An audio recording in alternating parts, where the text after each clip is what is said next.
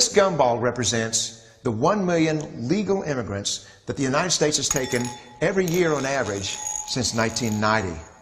Now, who in the world deserves our humanitarian compassion? The World Bank has one measure of the desperately poor of the world. They make less than $2 a day. And how many people make less than $2 a day in the world? Well, let's start with Africa. In Africa alone, there are 650 million people who make less than $2 a day. 650 million.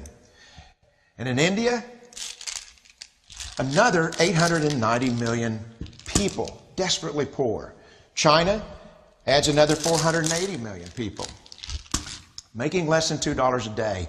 And unfortunately, the rest of Asia has a heartbreaking 810 million people who the World Bank says make less than $2 a day. And finally, there's 105 million of Latin America's population that are desperately poor. All told, the World Bank says there are 3 billion people in the world. 3 billion people who are desperately poor, making less than $2 a day. That's 3,000 gumballs. And every year, we take 1 million and suggest that we've somehow made a humanitarian difference.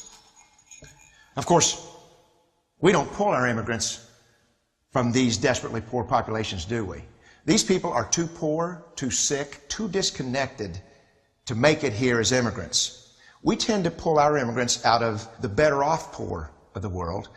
And Mexico tends to define the type of immigrant that we bring here because the plurality of people come from Mexico. And Mexico is poor. How many people in the world live in countries that have average incomes lower than that of Mexico? And the World Bank tells us that that number is these 3 billion plus another 2.6 billion people. 5.6 billion people in the world who live in countries with average incomes below that of Mexico. That's 5,600 gumballs. And so what is it that the elites are telling us? They're telling us that when we take this 1 million immigrants, that we somehow or another are tackling world poverty. Double our immigration to 2 million a year. We couldn't make a noticeable difference. And we may be really hurting the impoverished people of the world because the 1 million that we do take are among the most energetic, often the better educated, certainly the most dissatisfied people that if they did not immigrate would be the agents for change to improve the lot of all the people in these countries.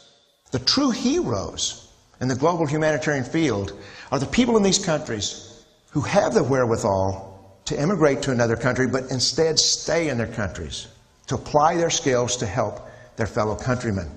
Unfortunately, our immigration system tends to entice these very type of people to abandon their countrymen.